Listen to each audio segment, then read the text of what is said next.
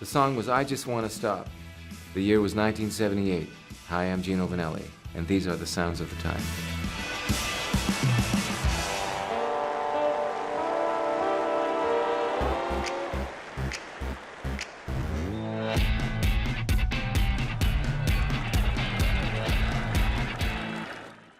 Gino Vannelli grew up in a musical Italian family in Montreal, Canada.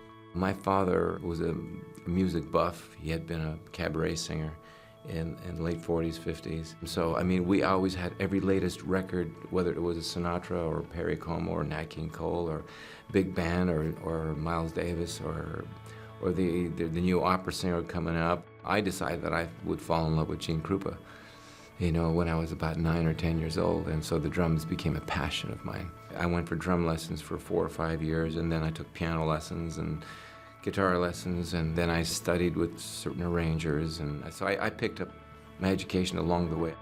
Vannelli played in bands in high school and studied music theory at McGill University.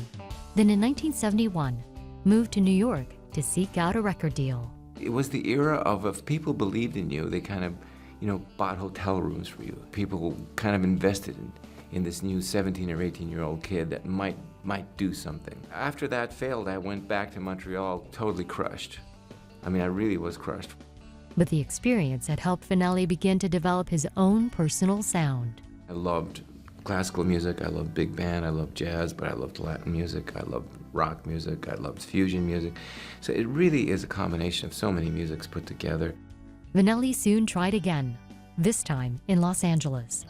Once again, he nearly failed, until as a last resort, he physically ambushed jazz musician Herb Alpert, who signed new talent for A&M Records. And I just stood in front of the gates of Charlie Chaplin Studios, which was A&M Records at the time. 3 hours later, I see Herb walking out of his office across the parking lot. I said, I guess this is it. And I just dropped my guitar and I ran through the gates, and the guard started shouting at me, swearing at me.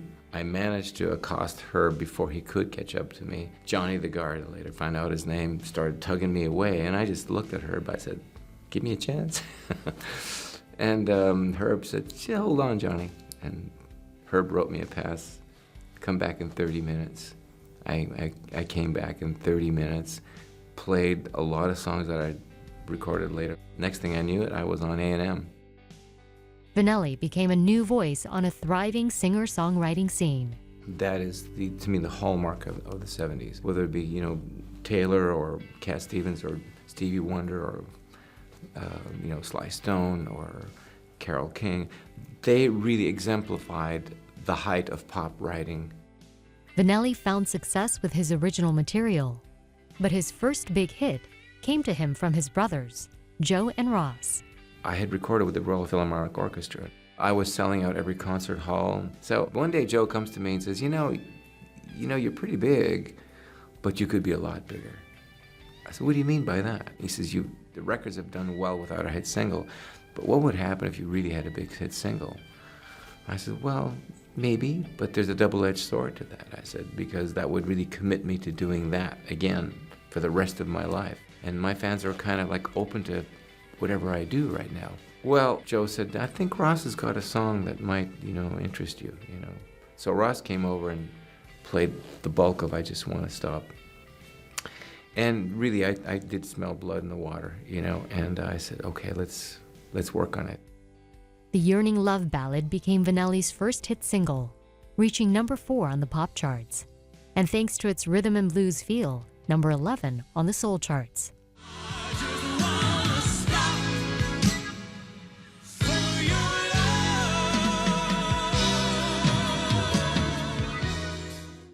Just as Vannelli had feared, having a top 10 hit did turn him into a singles artist.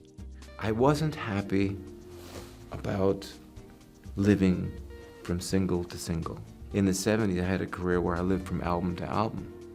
And I could live with that pressure. But I couldn't live with the capriciousness, the whimsy, the outright whim of radio. Eventually, he took a 12-year break from touring, during which time he continued to refine and evolve his sound in the studio. But I Just Want to Stop remains a milestone in his career, giving him his first top 10 single, his first platinum album, and his first Grammy nomination. I lost out to Barry Manilow. I told him that a few years ago when I saw him in Las Vegas. You stole my Grammy.